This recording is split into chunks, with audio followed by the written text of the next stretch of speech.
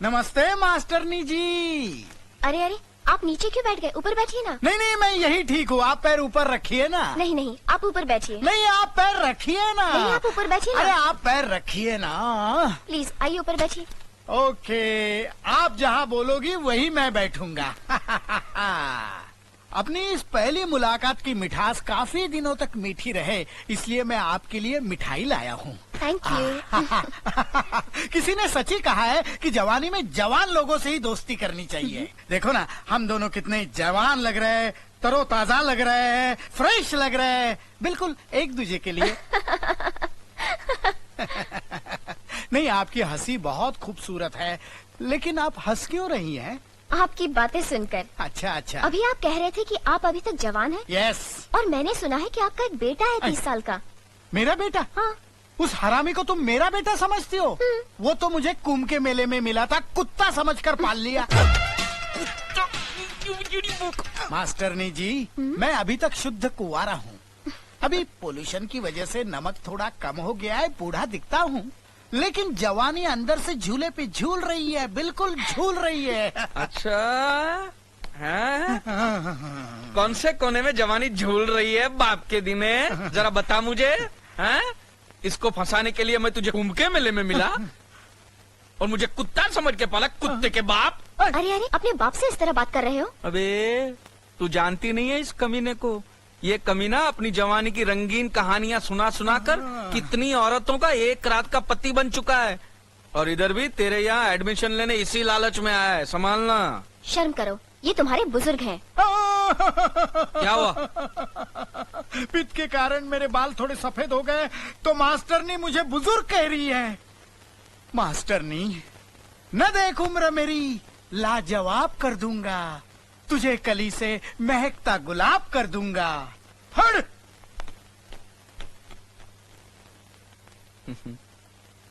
तुम तो दरिया हो, समंदर हो, तुम्हारे अंदर पहले से ही INS अर्जुन नाम का जहाज डूब चुका है। फिर ये मेरे बाप जैसी छोटी मोटी कश्तियां डुबोने से क्या मिलेगा? छोड़ दो बेचारे को, माफ करो, आगे बढ़ो, जाओ। हाँ, अजीब बाप बेटे हैं।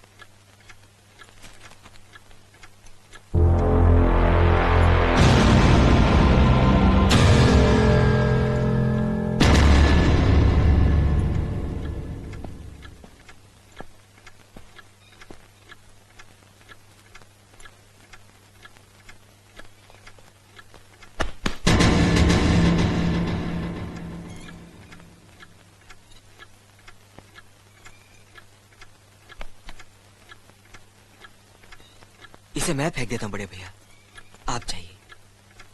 मुनीम जी, चौराम प्रसाद की बेटी की शादी के लिए जेवर देने के लिए कहा था, भिजवा दिया? जी हाँ मालिक। शहर में रहकर यही बदतमीजी और ओछी हरकतें सीखी आपने? अपने से बड़ों का लिहाज करना नहीं आता आपको? किससे कह रहे हो तुम? आपसे कह रहा हूँ। औरत पैदा हुई है तो औरत की तरह रहना सीखिए। मीना! नकुल, तुम अंदर जाओ।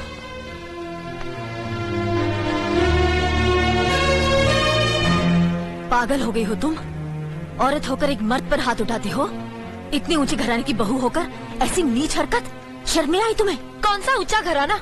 ये जहाँ सिर्फ एक आदमी राजा है और बाकी सब उसके गुलाम। मीना, चिल्लाइए मत। आप मेरी सास नहीं है। जिस तरह आप इस घर की बहू है, वैसे मैं भी हूँ। बहू हो तो बहू की मर्यादा में रहो। मर्यादा की रस्सी में तो आप जैसी जाहिल और गवार औरतें बनती हैं। मुझ जैसी पढ़ी लिखी मॉडर्न जमाने की लड़की नहीं।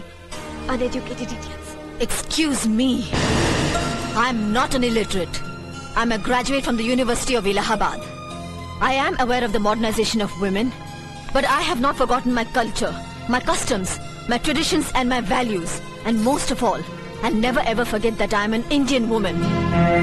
मॉडर्न जमाने की औरत भी औरत ही होती है। उसे भी मर्द ही ब्याह कर ले जाता है, मर्द को ब्याह कर वो नहीं ले जाती। जमाने ख्याल और लिबास बदल देते हैं, औरत की शरीर की बनावट नहीं। लोग तुम्हारे ख्याल की लड़कियों को लज्जत का सामान भले ही समझते हो, इज्जत के काबिल कोई नहीं समझता। इज्जत आज भी उन्हीं औरतों की होती है जिनकी आंखों में हया हो, लाज हो, शर्म हो। हम नहीं कहते कि तुम बंदिशों में रहो, लेकिन अपने दायरे की सीमा को मत भूलो। लड़की जब अपने माँ बाप के घर होती है तब उसके कांधों पर अपने ही घर की इज्जत का बोझ होता है, लेकिन जब वो बहू बनकर ससुराल जाती है तब उसके कांधों पर एक नहीं 2 परिवारों की इज्जत का बोझ होता है।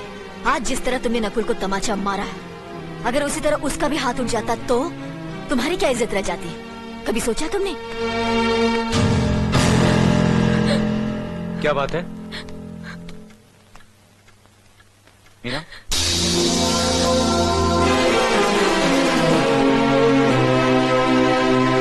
क्या हुआ भाभी? कुछ नहीं, मीना कह रही थी कि उसे खाना बनाना नहीं आता। हमने सोचा कि 2-4 खरी खोटी सुनाने से ही सीखेगी, तो सुना दिया, बस रोने लगी। क्यों अर्जुन, हमें तुम्हारी बीवी को डांटने का भी हक नहीं? क्यों नहीं, आप हमारी भाभी माँ हैं। आप मार सकती हैं, डांट सकती हैं, कुछ भी कर सकती हैं।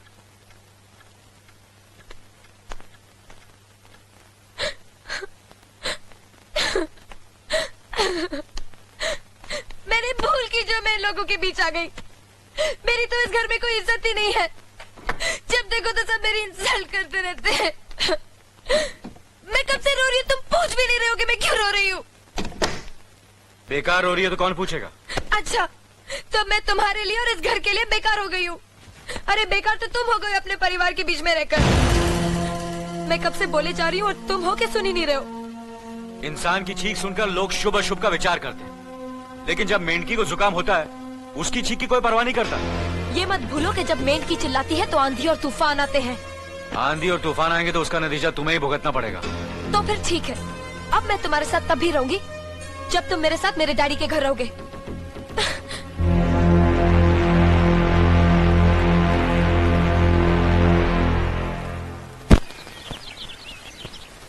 हमारी मीना बहुत प्यारी बच्ची है, लेकिन उसमें अभी भी बचपना है। हमारे तौर तरीकों को नहीं जानती है ना, लेकिन आस्ता आस्ता हम उसे सब सिखा देंगे।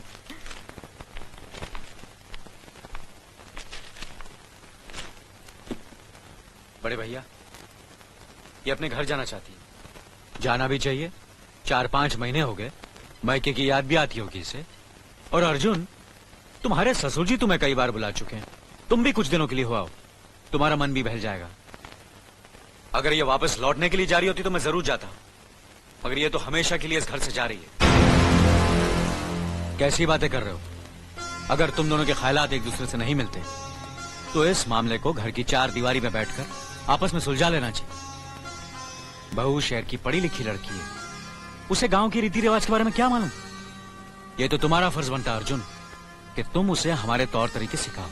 सिखाने से कोई फायदा नहीं बड़े भैया, ये खुद को इस माहौल में डालना ही नहीं चाहती, इसलिए भेज रहा हूं। अच्छा, तो तुमने फैसला भी कर डाला? बड़े भैया, बात यह है कि मैंने मीना को... तुम बहुत समझदार भी हो गए हो ना, तो फिर तुम्हें इतना तो समझ लेना चाहिए, अगर बहू अपने आप को बदल नहीं पा रही है तो तुम बहू के मुताबिक बदल जाओ। आखिर वो तुम्हारी पत्नी है, उसका साथ देना तुम्हारा धर्म है। तुम्हारे भरोसे ही तो उसने अपनी सारी जिंदगी सौंप दी तुम्हें। अर्जुन, मेरे दर्द पर तुम तड़प उठोगे, तुम्हें तकलीफ होगी तो मैं रो दूंगा, क्योंकि हम दोनों एक ही मां की संतान हैं। खून का रिश्ता है हमारा, मगर पत्नी का नाता उससे कहीं ज्यादा गहरा होता है, क्योंकि वो पराये घर से आकर अपनों से कहीं ज्यादा अपनी हो जाती है, परछाई बन जाती है हमारी। पति शरीर है तो पत्नी उसकी आत्मा है।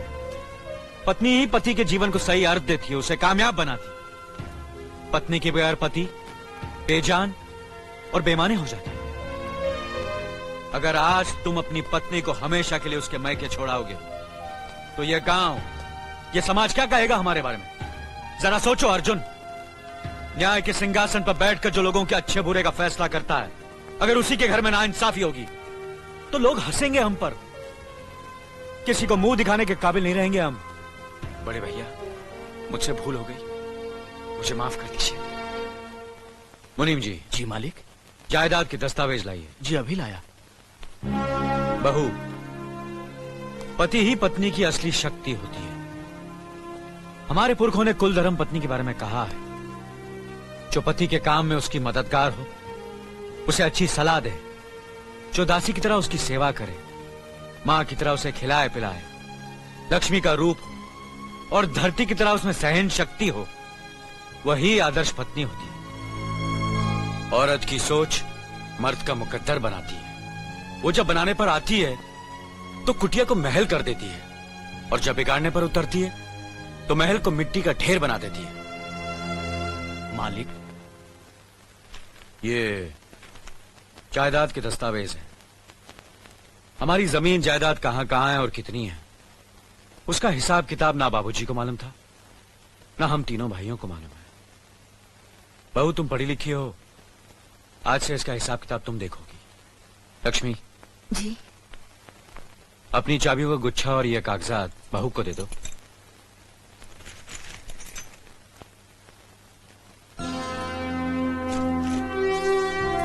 आज से तुम इस घर की मालकिन हो। तुम जहां कहोगी, जिस कागज पर कहोगी, हम तीनों भाई चुपचाप आंख बंद करके दस्तखत कर देंगे।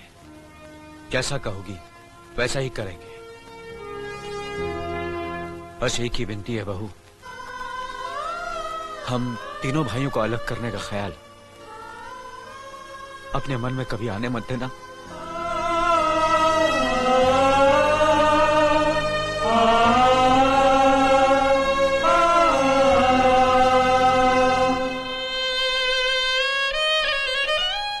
बहुत अच्छा किया तुमने बहू, बहुत अच्छा किया। इनकी आंखों में आंसू देखने की हमने सपने में भी उम्मीद नहीं की थी, लेकिन तुमने हमें दिखा दिया। बहुत अच्छा किया तुमने, बहुत अच्छा किया।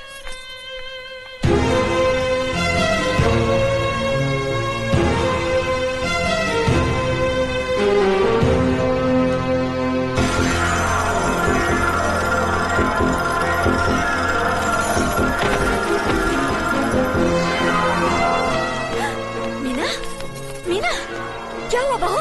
मीना, मुन्नी जी जल्दी से डॉक्टर को बुलाइए।